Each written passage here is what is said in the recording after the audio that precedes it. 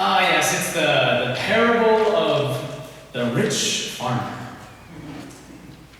All right, what lesson can we glean from this man in this infamous parable of Jesus? What burden afflicts him? Why does Jesus call him foolish? What message does it have for us in our lives? Those are the questions. Well, let's get the one thing out of the way. The farmer's problem isn't that he had a great harvest, or even necessarily that he's rich, or that he wants to plan for the future. By themselves, those are not what deserve the title foolish. In fact, we could call the farmer prudent, forward-thinking, good steward. The farmer's problem is that his good fortune it's curved his vision, so that everything he sees starts and ends with himself. Farmer needs to see an eye doctor. An eye doctor. He has an eye problem, right? I mean, listen to the parable one more time. I, me, myself. That's all our farmer can seem to say. Here we go. What should I do? For I have no place to store my crops. I will do this. I will pull down my barns and build larger ones, and there I will store all my grain and my goods, and I will say to my soul, soul, you have ample goods laid up for many years. Relax, eat, drink, be merry. Jesus calls the farmer a fool not because he's wealthy or because he saves for the future, but because he appears to live only for himself. And when the eventual night comes that his life is demanded of him, everything that the farmer did to secure his life for himself, it comes crashing down. The parable isn't necessarily about money.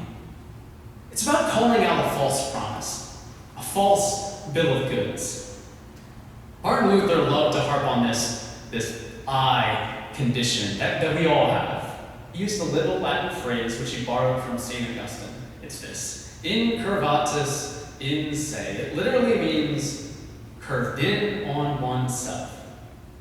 He considered this type of curved in on ourselves thinking to be the root of all sin.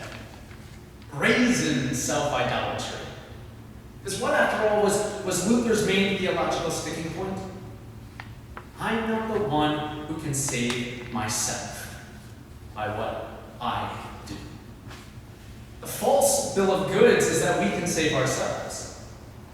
But the truth is, no matter what I do or what I buy, my salvation comes from the grace that comes from God alone. When we realize this truth, then we are no longer so focused on I, me, myself. And we instead are drawn to the great you. Great you who holds our life and all that we have and all that we are. I mean, think about it. What is the greatest commandment? Jesus says to love God with all our heart and with all our mind and all our soul, and to love our neighbors as ourselves. There's no me in that command. There's only you, right? God. And you, my neighbor. The love Jesus commands is not self-love or love of what I have. It is the love of what is beyond myself.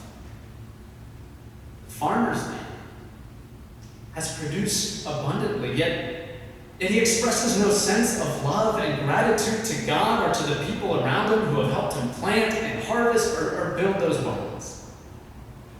He has more grain and goods in storage than he could ever hope to use. And he seems to have no thought of sharing it with others, and no thought of what God might require of him.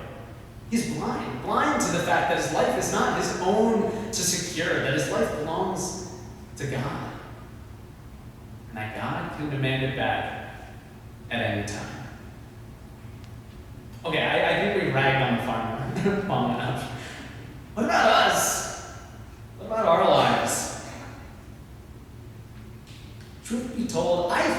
most of us know and believe that what Jesus says is true.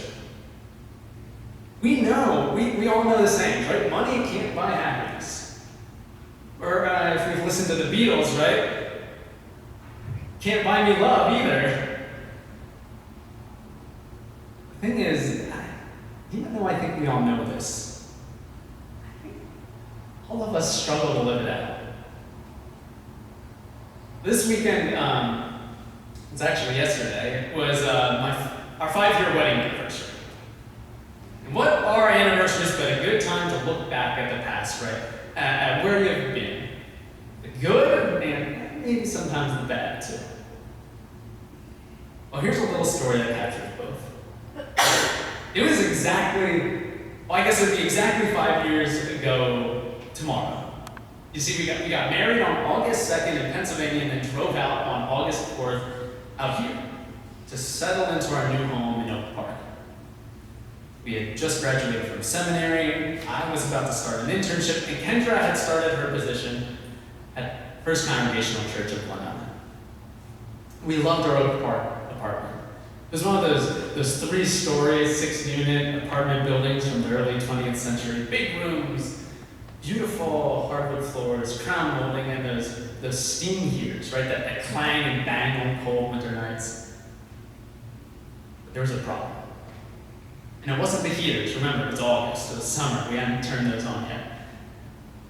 It was our big rooms. I know that sounds ridiculous, but hear me out. The living room in particular, it was cavernous, and we had no furniture except a ragged old futon that we had stuffed all alone in the corner of the room. As we sat there and we talked, our voices just echoed in this room. We needed some furniture.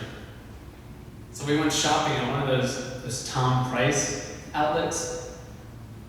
And we spent an afternoon sitting on hundreds of different cushions, maybe thousands of couches. I don't know. We came home. We came home with a new couch, a new chair, and a charge on our credit card that we didn't pay off for months.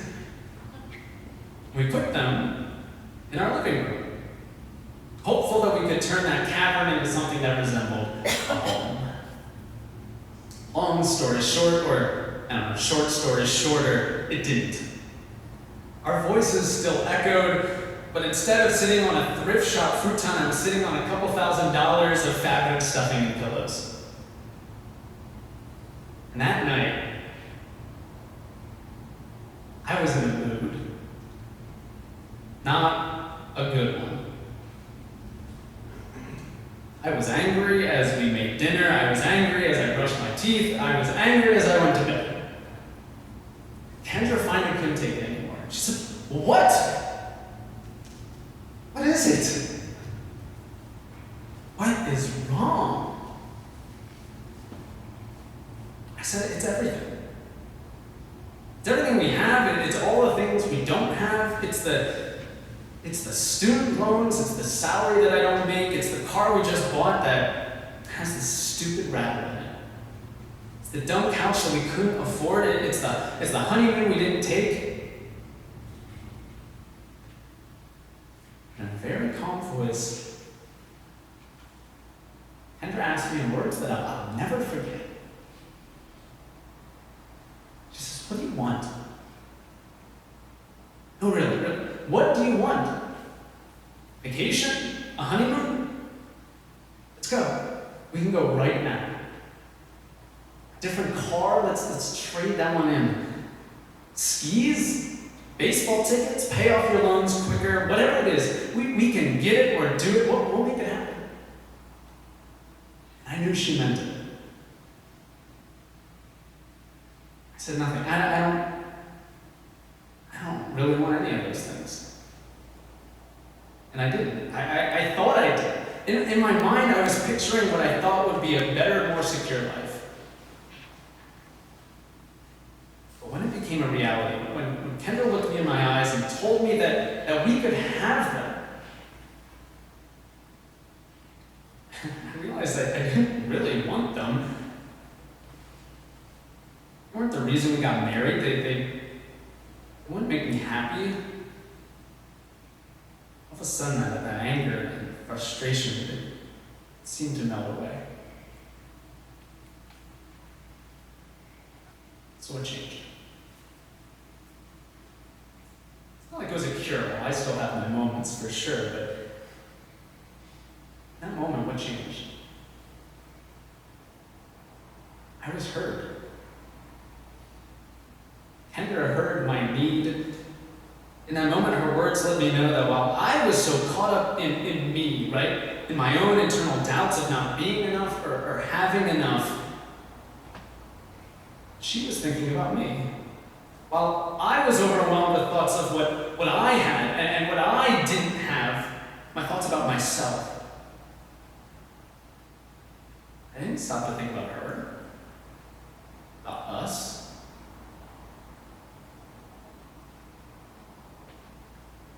I wasn't alone in this life. It wasn't some empty cavern that needed filling.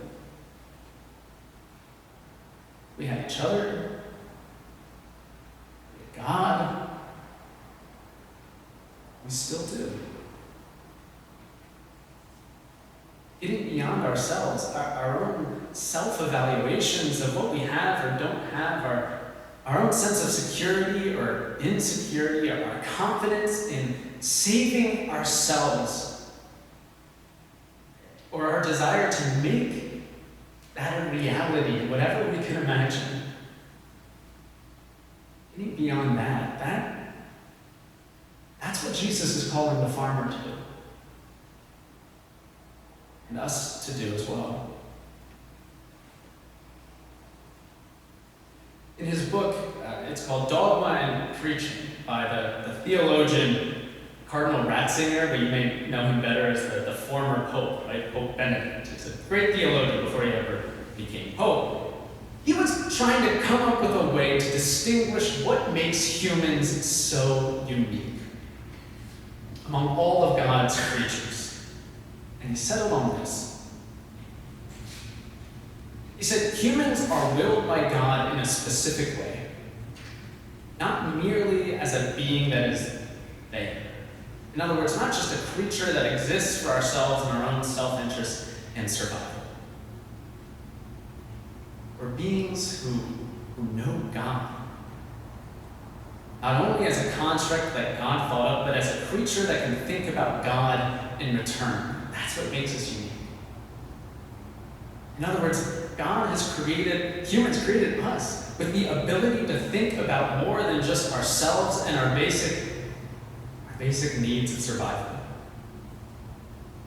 God has given us the capacity as humans to think beyond ourselves, to think about our neighbors in the town across from ours, to think about our neighbors all over our country, to think about people all over the world. We can comprehend that. We can comprehend who God is, and that the God of the universe is ultimately the source of our lives. Neighbor and God, God and neighbor, we can think about it. We are uniquely called to think and love beyond ourselves. That's what we're created for, so do that, Jesus says. And that's the message, the parable of the farmer. What it has to say to our lives.